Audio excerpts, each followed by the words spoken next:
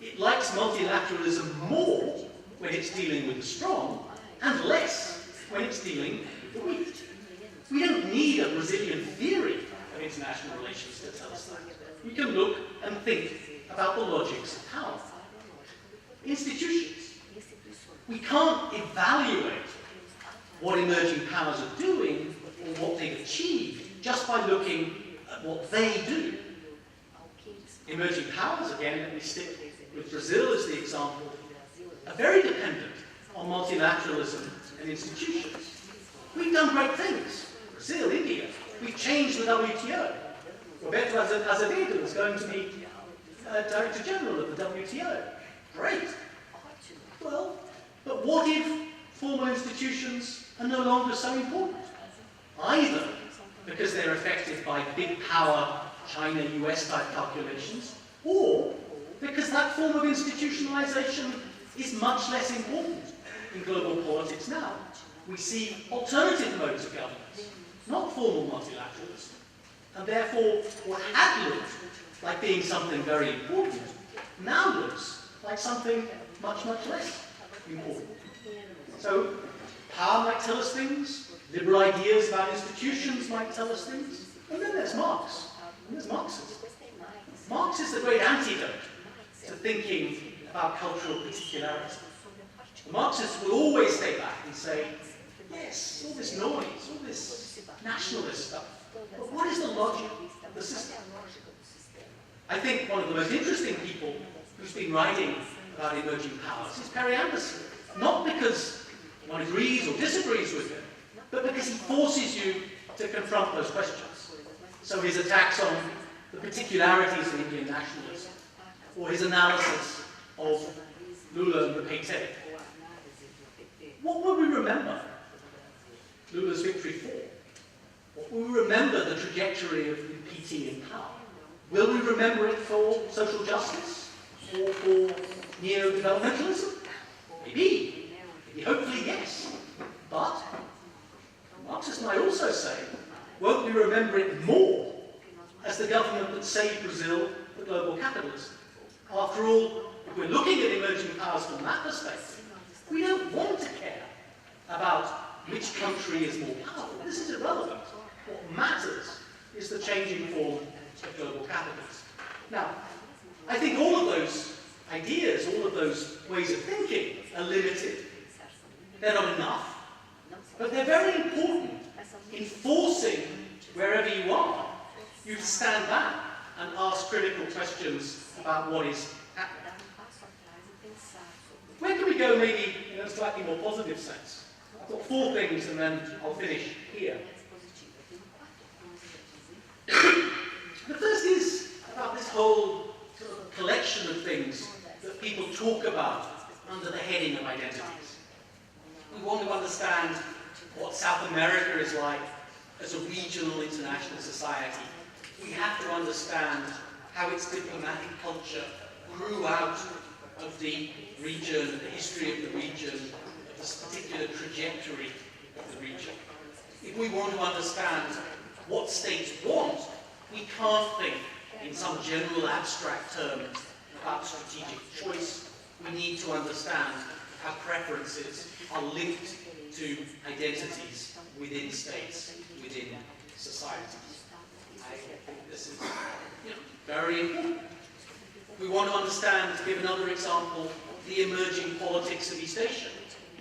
We can't understand that in terms of just power, structural power in the system. Think of the absolutely fundamental role of historical memory in the relations between China and Japan, China, Korea, and Japan. Historical memory plays an enormous role in explaining and thinking about the character of relations. But if we go down that road, we have to think about the politics of identity. Anthropologists, sociologists have much more to say about identity than political scientists. What political scientists might be able to do is to tell you more about how identities are used politically. They're never natural. Brazil, sorry, I'll stick with Brazil for examples. Every diplomat almost will tell you Brazil has a specific diplomatic culture. It reflects the identity of Brazil. Well, maybe it does, but the question is, how did it get there? It's not natural. Brazil, after all, socially, is historically a very violent society. So we didn't just externalize domestic norms. So how did this Pacific diplomatic culture get there? We can have a discussion. For me, it seems to be clearly connected with how conservative elites looked at their society and how they wanted to avoid nationalist mobilization, populism, broader forms of politics that might bring their own position into question. Again, the details don't matter, but the point is to say, if we go down the identity road, we have to ask questions about the politics of identity. That's one of my final 4 points. The second is about concepts. Concepts that's more within, say, if you like, the existing way we think of international relations. And here there are really important things to be gained by thinking more globally. Hierarchy. Think of hierarchy. Western social science, North American social science has recently had very influential accounts of hierarchy, which explain it in terms of contracts, bargaining, big states providing benefits, smaller states buying into them. This kind of, again, rational interest, constructing way of thinking about politics. Well, many people look at East Asia and say, no, there is a much richer alternative way to thinking about hierarchy. After all, this is a region that has much greater experience of hierarchical systems of politics and international politics. And it's a way of thinking about hierarchy that stresses status, that stresses deference, that stresses legitimacy. Surely it makes sense conceptually, not just to try and export a Western understanding of hierarchy to Asia, but to think what might be the conceptual tools and resources that might come from that region that allow us to explain hierarchy better. And this is then the other really important point about that, is that use of alternative conceptions should not be just to understand East Asia, but it should be to try to create, to try to take conceptions out of different parts of the world and apply them to others. Here I guess I am, in a sense, the orthodox social scientist. It's not enough just to try and explain individual regions and societies in their own terms. That matters very importantly. But what we really want, what the global study of IR is really about, is taking those ideas and concepts and applying them to different bits of them. Up to now, that step has been overwhelmingly dominated by Western social science. So there's lots of things in particular areas that have come out of the study of particular areas and regions, but the generalizing, the bringing it back, the feeding it in to the bigger picture is something where I think there's a tremendous amount to do. Albert Hirschman again. Hirschman's obsession was not with grand theory, it was with what he called les petites choses, the small things. What those small things can tell us about something bigger. So take an idea like tributary empire, the idea that the Chinese system was built around an imperial order of a particular kind. It's a really rich and important idea. But why stop with China? Why not do what a colleague of mine has done, which is to say, let's take that concept and analyze the United States. Is the United States a kind of tributary empire where deference plays a particular role? Exceptionalism. Many countries claim to be exceptionalist.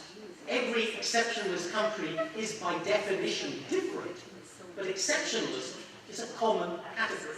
We need to think about how it looks comparatively. So concepts, yes. Concepts have to be richer.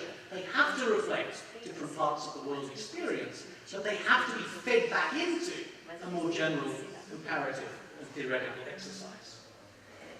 Third point is about concepts in a slightly different sense. Almost everybody agrees we need to know more about how Islamic, South Asian, Chinese views of international relations, they mean, how we understand them. But the idea that you can do that by isolating something closed, essentialist, Chinese views of international relations, Islamic perspectives on international relations. It's almost entirely wrong, for lots of reasons.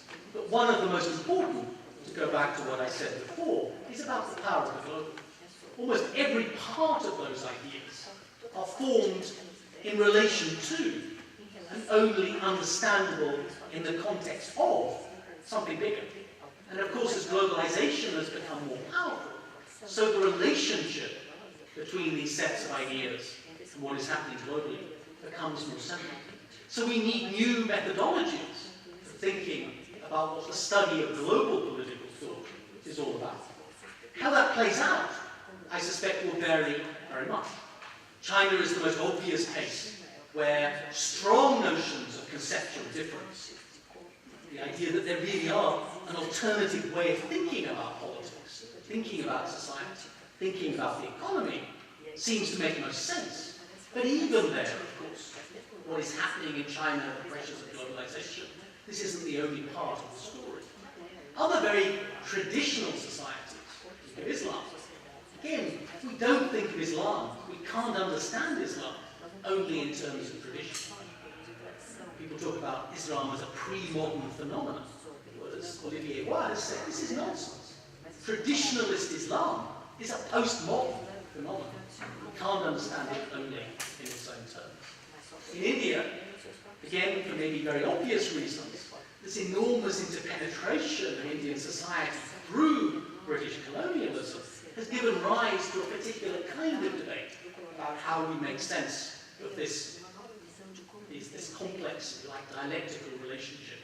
Deepesh Chakrabarty, in Provincializing Europe, talks about Western concepts as being inescapable but inadequate. That captures the dilemma of how we have to deal with these issues. Here in South America, maybe in Brazil, we have a different kind of relationship. After all, Brazil is not part of the non-West. It's a particular part of the West. And often, the great challenge conceptually is not what is radically different, but which is almost the same. The variation of liberalism within a very shared world of liberal ideas. Something that looks the same, that often sounds the same, but isn't quite the same as liberalism gets played out in 19th and 20th century.